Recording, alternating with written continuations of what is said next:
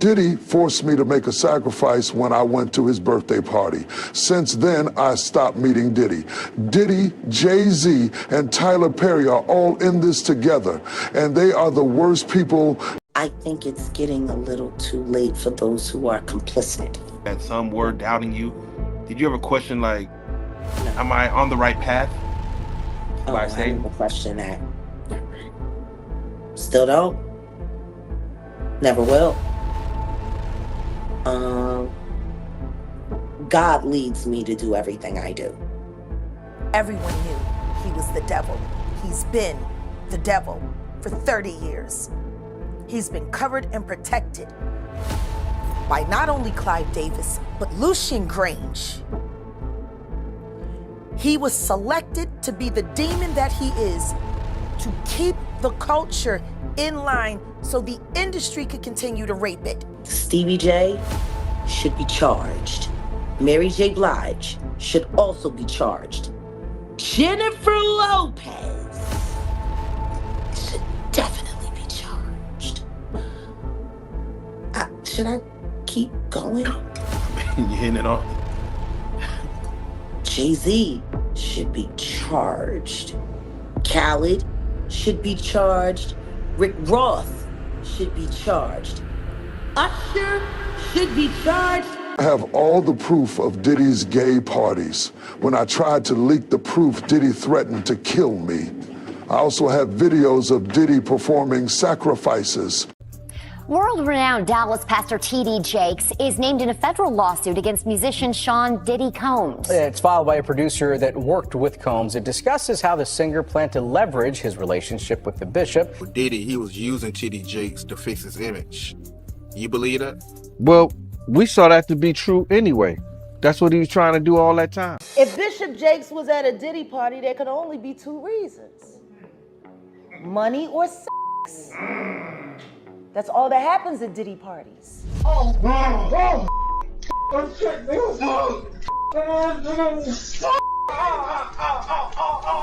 It's all catching hell in 2024. It's up for all of them. It don't matter if you Diddy or whoever you is. T.D. Jakes, any of them. All lies will be exposed. That's all. Bishop Dallas T.D. Jakes is allegedly suing everyone who has attempted to expose him, and he is finally speaking out about the rumors that he was spotted at Diddy's parties. T.D. Jakes is the third individual to attempt to silence victims of Diddy's sexual abuse, following Jay-Z and Beyonce. What did T.D. Jakes do at Diddy's parties, and what is his victim allegedly saying about him? P. Diddy leaves the Metropolitan Detention Center jail in Brooklyn. New reports say he was taken to the hospital for a few hours last week to get an MRI. We're just now learning about this, though, because Diddy was taken from the jail late at night. The world is in absolute shock as reports emerge from inside the walls of one of America's most notorious prisons, where Sean Diddy Combs, once the face of power, fame, and luxury, has been attacked just days after his sentencing. So apparently Diddy's knee has been bothering him recently, so he reported it. At some point, it was decided that he needed medical care outside of the jail, so he was taken to a Brooklyn hospital. He was only gone for a couple of hours and came straight back to MDC after his MRI was finished. Diddy's attorney Mark Agnifilo told TMZ, quote, "I cannot comment on anything related to prisoner movements. Also, I'm not commenting on anything related to possible medical issues." A statement from the Federal Bureau of Prisons was released too. It says, quote, "For privacy, safety, and security reasons, we do not comment on the conditions of confinement for anyone in our custody, to include medical status or medical trips." Well, the Federal Bureau of Prisons may not be able to comment on all of this, but I do know someone who can. I'm going to bring in Dr. Dwayne Hendricks, a former corrections officer and deputy warden right there at MDC. Dwayne, thanks for coming on with us once again. You're a friend of the show and give us a great interview every time. And what I wanted to ask you about today is Diddy leaving MDC to go to the hospital. Is this a big undertaking? Not necessarily. Only in the format that it happened with him leaving later in the evening. Typically, inmates are given a physical within the first 14 days of their arrival. And if there's anything that indicates that needs immediate follow-up, the medical team there will follow up immediately. However, if there's some procedures or some sort of medical processes they need to go through that are not available at the institution, or they can't bring someone in like a specialist to come in to perform that medical process at the institution, they will schedule medical trips on a monthly basis. And there's a review team that goes over those trips every month.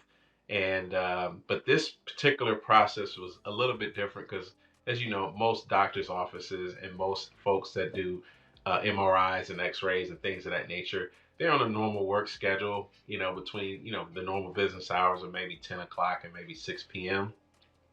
So in that case, this was a little bit different, getting him outside the facility in the late evening hours to do just, possibly a basic MRI. Yeah, I was thinking about the timeline too, because I don't ever recall going to the doctor at 10 p.m. at night. As you said, it's usually 9 to 5, 10 to 6 kind of vibes. But for P. Diddy, I can kind of understand why it was at 10 p.m. Correct me if I'm wrong. I'm thinking they decided to do this because he's such a high profile name that they wouldn't want to draw attention to it. I mean, this is an unassuming Thursday night around 10 p.m. Could that be why they decided then to go to the hospital? Yes, and also, for a couple of reasons, staff, many correctional agencies are short-staffed, so when you're taking someone out with this high-profile person such as P. Diddy, just the nature of who he is going to cause a serious security concern, because you're going to need to be able to stave off, onlookers, fans, media, and the like. And then you also got to think about the security of the hospital and their operations. People are there to try to get better. You have families there to visit their loved ones. And the last thing you need is somewhat, a chaotic environment that's causing concern with security. And also, most people don't know this, but he's actually under the primary custody. He's a what we call a U.S. Marshals inmate, because he's on pretrial status. So the Bureau, the agency, the Bureau of Prisons, oversees, the operations with overseeing the inmates on a day-to-day basis. However, when they're in the hospital for an extended period of time, if there's no deal worked out between the local institution and the local marshal's office, it would be the marshal's responsibility to take custody of that particular inmate. So, but back to your original question, yes, he is definitely taken out at that time, and I'm sure this arrangement was made weeks in advance to make sure that. If Bishop Jakes was at a Diddy party, there could only be two reasons. Hey, Bishop Jakes, how What's are you? up, man? Man, it's so good to see you. It's better to see you. How you doing? Bishop T.D. Jakes sued fellow pastor Dwayne Youngblood for defamation on November 25th. According to Pastor Youngblood, T.D. Jakes attempted to sexually assault him when he was only 18 years old and even tried to harm him during church services. The things Youngblood was saying were horrific, and he allegedly had phone records and witnesses to support his claims. Bishop Jakes has since been mentioned by Cat Williams as a file and has been named in a lawsuit related to Diddy. He says, come on in, let's talk. You can't even imagine being 18, 19 years of age, preach. In Lil Rod's lawsuit, T.D. Jakes was initially named as Diddy's accomplice. Lil Rod claimed that Diddy was allegedly using T.D. Jakes' religious influence to enhance his reputation. T.D. Jakes allegedly assisted Diddy in obtaining new victims and was attempting to repair Diddy's reputation by using his role as head of the Potter's House. Though he hasn't spoken out about being at Diddy's, T.D. Jakes has denied any wrongdoing thus far. World-renowned Dallas pastor T.D. Jakes is named in a federal lawsuit against musician Sean Diddy Combs. It's filed by a producer that worked with Combs. It discusses how the singer planned to leverage his relationship with the bishop to soften the impact on his public image of Casey Ventura's lawsuit. Ventura is a former girlfriend of Combs who filed her own lawsuit in November alleging abuse, violence, and sex trafficking. Meanwhile, Combs' lawyer is criticizing the raids at two of the hip-hop mogul's homes in a federal sex trafficking investigation. He called them an unprecedented ambush. It comes as we're getting a new look inside Combs' L.A. house after the search by federal agents. Carter Evans has details about what the feds have uncovered so far. Guns, cell phones, and other electronics are among the items taken from the homes of music mogul Sean Diddy Combs, according to a source familiar with the search warrant performed by federal agents at his properties in Los Angeles and Miami.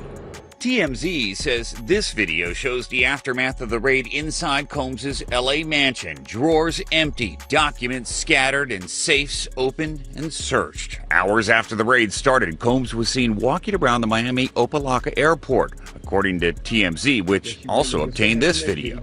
Later, at the same airport, authorities arrested Combs' associate, Brendan Paul, and charged him with drug possession. In a civil suit filed against Combs by former music producer Rodney Jones, Paul was accused of being a drug and gun mule who allegedly aided Combs in sex trafficking. Yesterday, Diddy's lawyer called the law enforcement action nothing more than a witch hunt based on meritless accusations made in civil lawsuits. Could this federal investigation have come out of these private lawsuits? Oh, absolutely. If it involves sex trafficking, or drugs, or weapons, or other illegal behavior. Lori Levinson is a former federal prosecutor. They've decided this is worth a lot of resources across the country. So once they've done these searches, they have evidence to follow up on, and if they've got it, they'll move on it. We still here, you're rocking with the best. Even though Combs has not been publicly named as a target of the investigation, he says he's now prepared to fight to clear his name. It's interesting to note, though, that a number of witnesses say they saw TD Jakes at Diddy's all-white parties and freak-offs.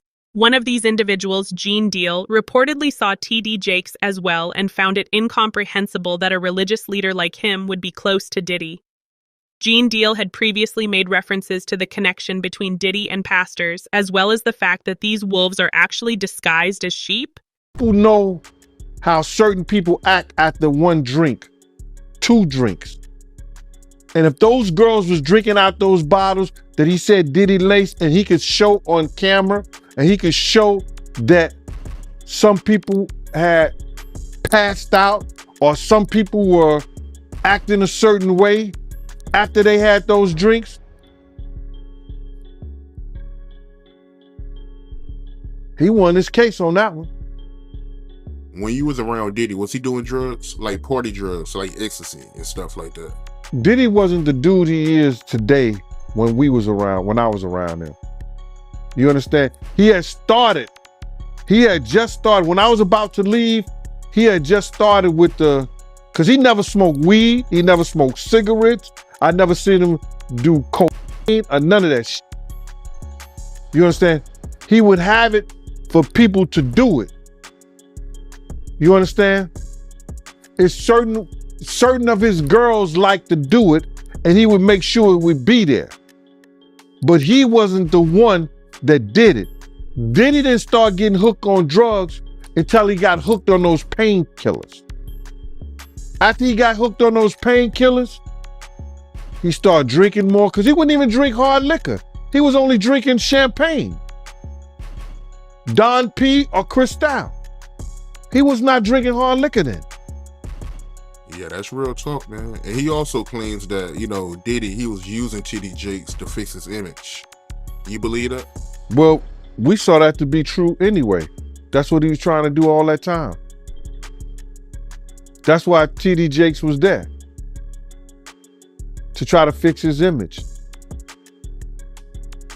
Ain't no money like church money. But that's always a great day for the family.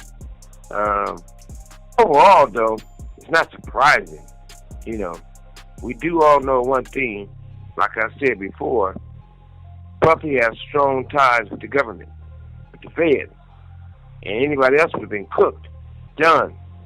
I mean, that's the first time in history. Despite having a billion-dollar business empire, Diddy's top priority is maintaining his public persona. He gave millions of dollars to Pastor TD Jakes' mega church, and in exchange, Jakes had to improve his reputation. TD Jakes has nearly suffered a heart attack on stage due to the stress since he was named in the lawsuit against Diddy. According to people close to him, he doesn't want anything to come out of the Diddy situation because he fears getting caught up in a legal quagmire. So I want to get right into it, man. How you feel about these rumors surrounding, Diddy and TD Jakes? Man, what I think about it is this, When I grew up in the church, the sinners was not supposed to have the same atmosphere with the saints. You have to be able to separate the two. So I'm looking at him as a saint going to a party that ain't nothing but sin, drinking, maybe fornication, man on man, woman on woman, he on she. But maybe he'd have to lay some hands on somebody. Maybe he'd have to save some souls. I know he got a contract with Revolt, so I'm just like, it's just real strange that he would be found at any kind of Diddy party or any kind of place with Diddy unless it's in a business atmosphere. So now what he's doing is he's making, man, he making the Christians look real bad right about now. And you've been to these parties, right? Oh yeah, I was there when he was doing the white parties in the Hamptons and the whole 9 yards. So I know what goes on at the parties. If, you know, they probably got a little bit more freakier, you know, as time went on, you know, because they got to the point whereas that they didn't even care. It used to be secretly, you know, where people used to go to, you know, separate rooms and different rooms, and they wasn't doing that out in the public, you know. So, but now they don't care. Men kissing men and all this other shit. That's just crazy. So why do you think he was going to these parties? I think that he's going to the Diddy parties, you know, bruh. If he's going, well, we know he's going to the Diddy parties, and I know that it's, I know what usually happens at the Diddy party, or what we told us happened at the Diddy parties. Maybe he need to see it for himself, man. Maybe he need to go there and really be involved in some things that could help save some individuals while they going to those parties. Or maybe he just going to, man, it's hard to even talk about why would you find a religious man, you know, when you know that the saints supposed to separate themselves from the sinners, and why would a religious man like himself be at a party which ain't nothing but sin that's going on, bro? Whether it's drinking, maybe fornicating, maybe, like I said, men on men, women on women. It's hard to put in perspective unless he's involving himself what is actually going on at the parties. It's hard, brother. Bro, you know, you can't, I really don't know why, as a spiritual advisor to him, that they buddy while he got a party with him like that and be at his parties. It's got to be, maybe it's something more that meets the eye. There have been claims that the tapes gathered from the raids on Diddy's Miami mansion featured a pastor. The identity of the pastor has not been confirmed by the federal government, but if Gene Deal and the victims are to be believed, it is T.D. Jakes. T.D. Jakes is primarily concerned about these tapes because he is aware that if they are made public, his career will be ruined and he may even face jail time. None of the people who are his celebrity friends is going to speak or say nothing until they're either contacted or they know what they really got. So you feel like they might be worried that they might be on tape at one of Diddy parties doing something they wasn't supposed to be doing? I think that the celebrities that may be worried is because what Lil Rob said. Lil Rob said in his affidavit that Diddy had every room taped and bugged. Diddy had, yo, bro, can you imagine? He had every room taped and bugged, and they found little bugs and little tape recorders. I mean, little those micro projectors or whatever like that, or video cameras. They found them in the house, bro. So by them having those things in the house, and people know there's drugs, there's alcohol, there's loose women, there's loose men, woman on woman, man on man, all kind of crazy shit. Bruh. They just wondering who or when they're gonna let this stuff be known. If it's on videotape. Similar allegations have been made by a number of attorneys who claim that Diddy and those close to him were abusing children for reasons other than sexual lust. They asserted that power over the victims was more important to these abusers. The same story is told by T.D. Jakes' alleged victim, who claims that Jakes made him feel helpless and used in front of the congregation, and even called him to tell him that he now owned him. His business is the enterprise, and the people that worked for him were part of the conspiracy. So maybe they're unindicted co-conspirators and they got immunity because, like Michael said, on my indictment, it said the United States of America versus, and then there was 8 names. And we all conspired to commit crimes. Diddy's alone. Who did he conspire with? Did he conspire by himself? Did he extort people? Yes, he did. Did he kidnap people? He held them against his will? Yes, he did. He brought people across state lines, which is a federal offense. But to be a RICO just on him, I it's hard for me to understand how that happens. Yeah, and I do think that, I mean, listen, we got weeks and weeks left of just the prosecutor's case, but already we've seen one of the assistants who said he got immunity. And my feeling is that his second in command, Christina Coram, either she's going to plead the fifth or she's going to have been offered immunity or use immunity for her testimony. I do think you're right. It's kind of confusing without the conspirators, but my feeling is that right now, to get the testimony against the guy at the top, they may be offering them immunity. But like I said, we still have to find that out. Speaking out about Diddy's RICO charges, Mytale said that it's likely that all the other participants in Diddy's party were given immunity in exchange for their cooperation. Diddy's second in command, Christina Coram, was directly responsible for sourcing the women that Diddy was using, but she didn't get charged. It has also been confirmed that at least 3 of the witnesses in Diddy's trial were given immunity. But they didn't beat up and kill girls all the time.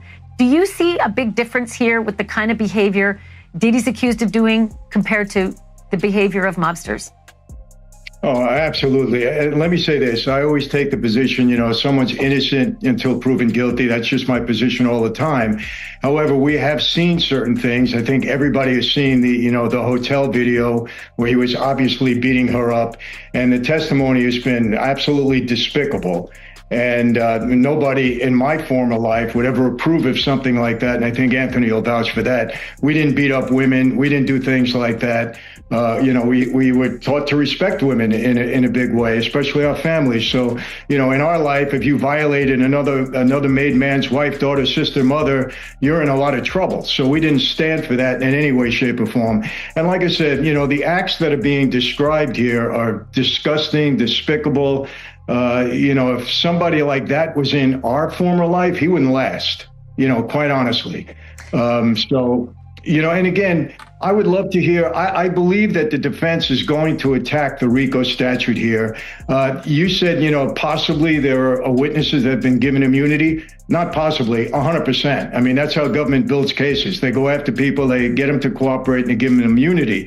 So like Anthony said, there's probably several unindicted co-conspirators here that all decided, hey, we're not going to take the fall, we're going to cooperate. We're going to testify, and that's why they weren't indicted. So I would believe what Anthony said, that, they're going to use the theory that you said, that the whole, Bad Boy Records was a criminal enterprise. He was at the top of it. He used these other people to implement his criminal schemes, and that's how they charged him with RICO. But these acts are just, the real question is, how did this go on for 20 years?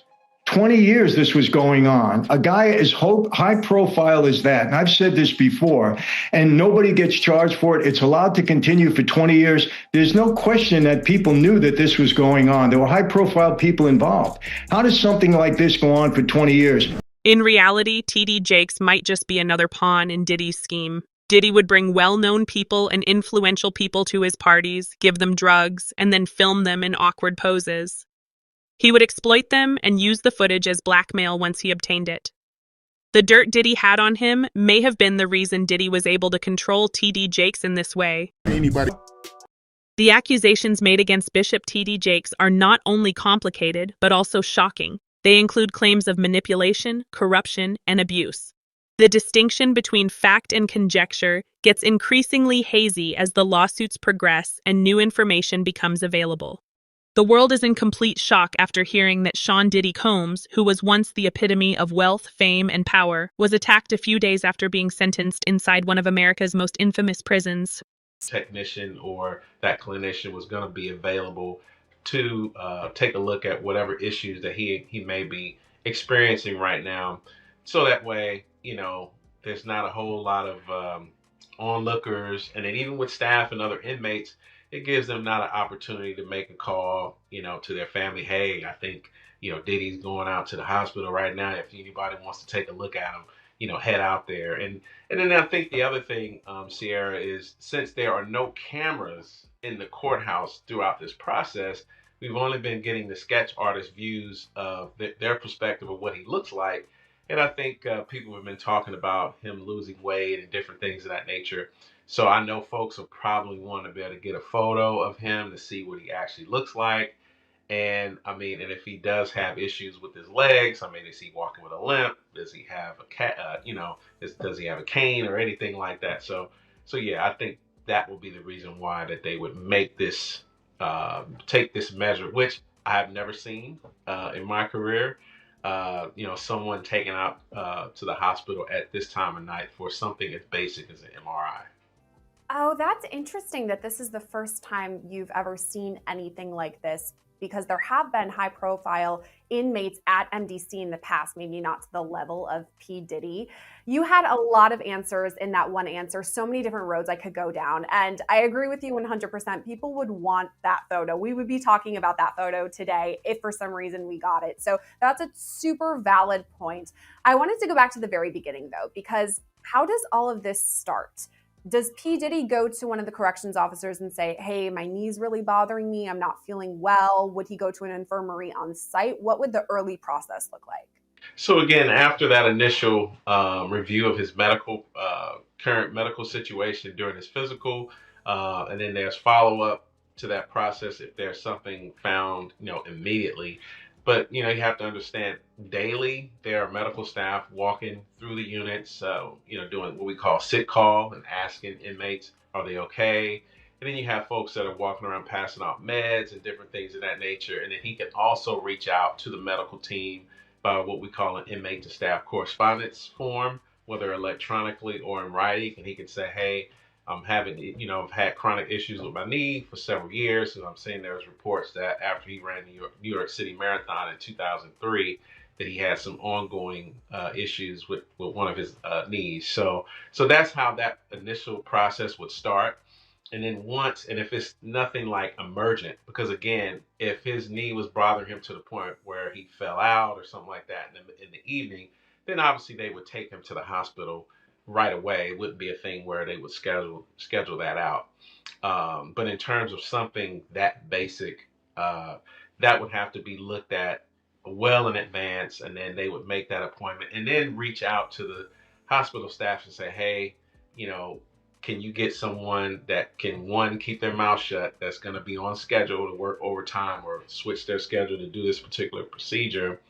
Can they keep their mouth shut and not expose that, hey, we're going to bring him out into the community for a couple of hours to do this process? So there had to be some high level planning, not just at the local institution and the local hospital, but obviously probably at the regional office level and maybe even at the DOJ level, saying that, hey, this individual is going to be going out for a short period of time to make sure that they're taking care of these issues that he may or may not be having with his knee. Yeah, the planning into all of this, based on what you're saying, does sound like it. The man who once dominated the charts, attracted millions of fans, and lived his life surrounded by cameras, security, and admiration, is now confronted with the harsh, unvarnished reality of prison life, which is very different from the world he came from. Chaos broke out behind bars, according to witnesses, and Diddy was seen crying for the first time in his life. According to those with knowledge of the situation, it occurred abruptly. No signs or warnings were present, and there was no time to respond. Diddy was attempting to get used to the grim routine of prison life when violence erupted all around him. Tension and the kind of danger that never sleeps in a place where survival depends on power were pervasive in the air. This time, his notoriety did not shield him from being cornered, overpowered, and hit. The entertainment industry titan, who once built empires, now finds it difficult to make ends meet.